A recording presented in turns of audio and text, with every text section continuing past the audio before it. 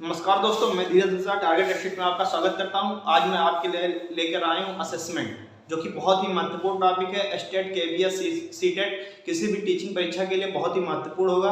हम समझेंगे असेसमेंट क्या है, इसके कितने भाग हैं, क्या प्रकार हैं, कौन से तत्व हैं, पूरा कॉन्सेप्ट हम समझेंगे। आइए देखिए चलते हैं। आज का हमारा टॉपिक है असेसमेंट। असेसमेंट मतलब होता है आकलन। असेसमेंट क्या होता है? असेसमेंट, आकलन, ये एक ब्रॉड टर्म है, ब्रॉड टर्म। इसके अंदर आपका एनालिसिस आ जाता है, ऑडिट आ जाता है, इवैल्यूएशन आ जाता है। इवैल्यूएशन मूल्यांकन, गोल लक्ष्य प्राप्ति, लक्ष्य, मेजर मापन, और रिजल्ट परिणाम। इसमें संपूर्ण सारी चीजें जो भी होती हैं सब असेसमेंट के थ्रू आ जाती हैं। केवल मूल्यांकन नहीं, मूल्यांकन तो एक बहुत छोटा सा टर्म है। मूल्यांकन, इवैल्यूएशन असेसमेंट के अंदर ही आता है। असेसमेंट के थ्रू जो है हम पूरा जो भी है, बच्चा क्या है, कितना सीखा है, क्या उसकी प्रोग्रेस रही है, सब कुछ मापते हैं। आकलन क्या है? आकलन क्या होता है?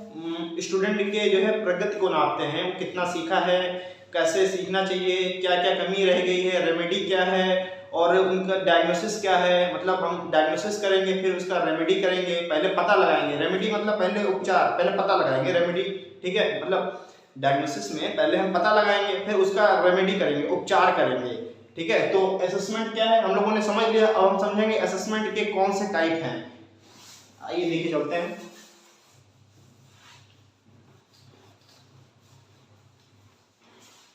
असेसमेंट दो प्रकार का होता है। फॉर्मेटिव असेसमेंट,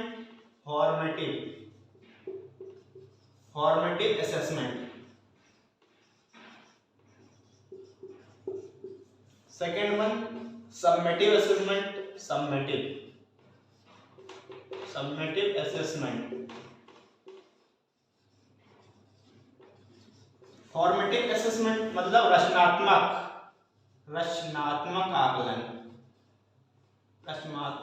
आकलन। सबमेटिव मतलब हो गया आपका योगात्मक आकलन।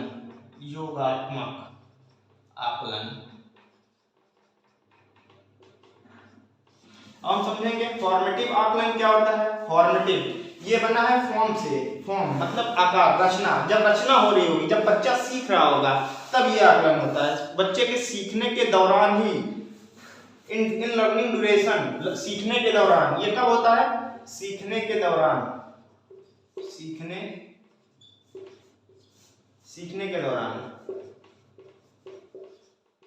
सीखने के दौरान ही जब आकलन हो जाता है, इन टीचिंग लर्निंग ड्यूरेशन में ही, तो उसे क्या कहते हैं? रचनात्मक आकलन। सबमेटिव ये क्या होता है? सबमेटिव ये सीखने के बाद, अंत में, सीखने के बाद, ओके। इसमें क्या होता है? फॉर्मेटिव में जब बच्चा सीख रहा होता है तभी हम आकलन कर लेते हैं, और सबमेटिव में क्या होता है? सीखने के बाद। इसमें क्या होता है? सीखने के दौरान ही परीक्षा हो जाती है, सीखने के समय या दौरान ही परीक्षा होती है। टेस्ट ले लेते हैं या क्विज करा लेते हैं। इसमें क्या होता है? एंड में टेस्ट होता है, एट द एंड यानी कि एंड में टेस्ट होता है,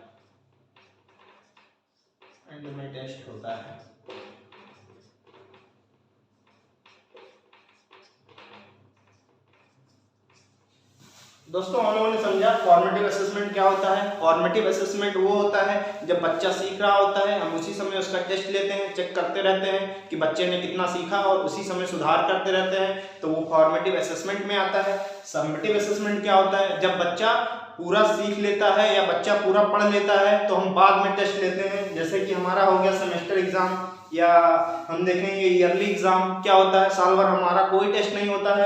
अंत में जब साल के लास्ट में हमारी परीक्षाएं होती हैं, उसमें हम जो परफॉर्मेंस करते हैं वो सबमेटिव असेसमेंट में आ जाता है। ये क्या होता है? ये यूनिट टेस्ट हो गया। जैसे एक यूनिट हमने पढ़ी और तुरंत टेस्ट ले लिया जाए, तो वो फॉर्मेटिव असेसमेंट में आ गया।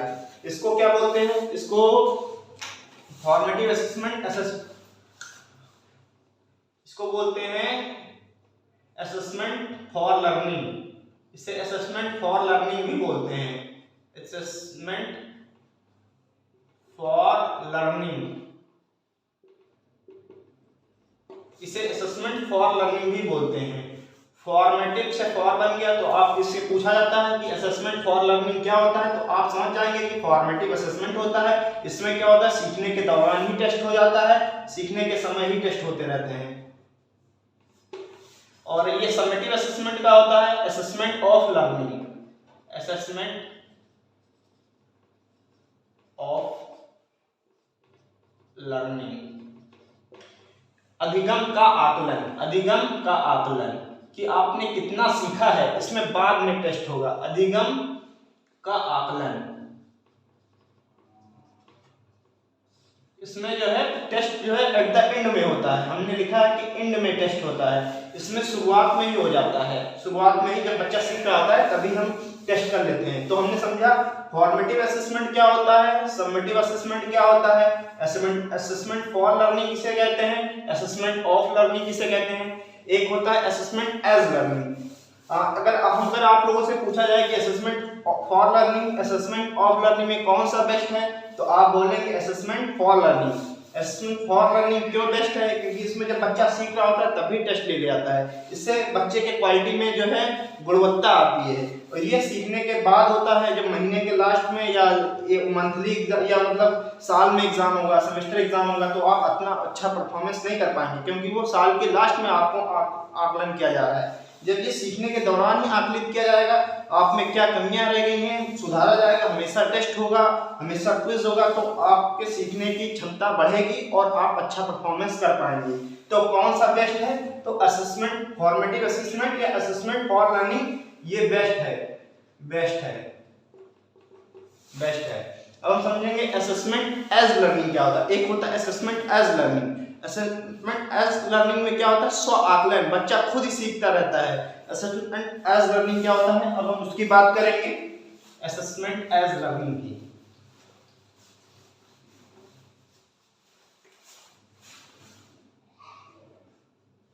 असेसमेंट एज लर्निंग,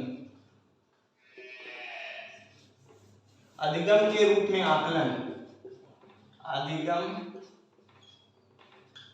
के रूप में आकलन,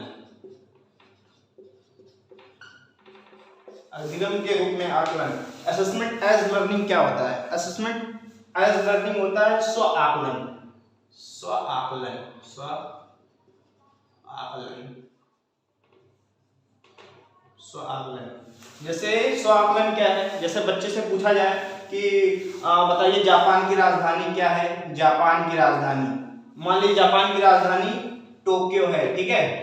अब बच्चा जान रहा है कि जापान की राजधानी जकार्ता है, जकार्ता है, बच्चे को पता नहीं है, बच्चा जानता है कि जापान की राजधानी जकार्ता है, लेकिन उसने फिर किताब में पढ़ी, उसने देखा कि जापान की राजधानी तो टोक्यो है, फिर उसने सुधार कर लिया, तो ये क्या हो गया, स्व आकलन। ये बहुत ही बेस्ट होता है, ये तो सबसे बेस्ट है असेसमेंट एज लर्निंग। ये असेसमेंट फॉर और ऑफ से भी बेस्ट है असेसमेंट एज लर्निंग। तो दोस्तों आप लोगों ने समझा असेसमेंट क्या है, इसके कितने टाइप है, असेसमेंट एज लर्निंग क्या है, फॉर लर्निंग क्या है, और जो है समेटिव असेसमेंट क्या है, फॉर्मेटिव असेसमेंट क्या है। असेसमेंट जो है बहुत ही महत्वपूर्ण टॉपिक है, चाहे केवीएस हो, एस्टेट हो, सीटेट हो, किसी भी टीचिंग एग्जाम के लिए, जो कि मैंने बहुत ही बेहतरीन तरीके से आप लोगों को समझा दिया है। अगर आप लोगों को ये मेरा सेशन पसंद आया हो तो please like, subscribe and share.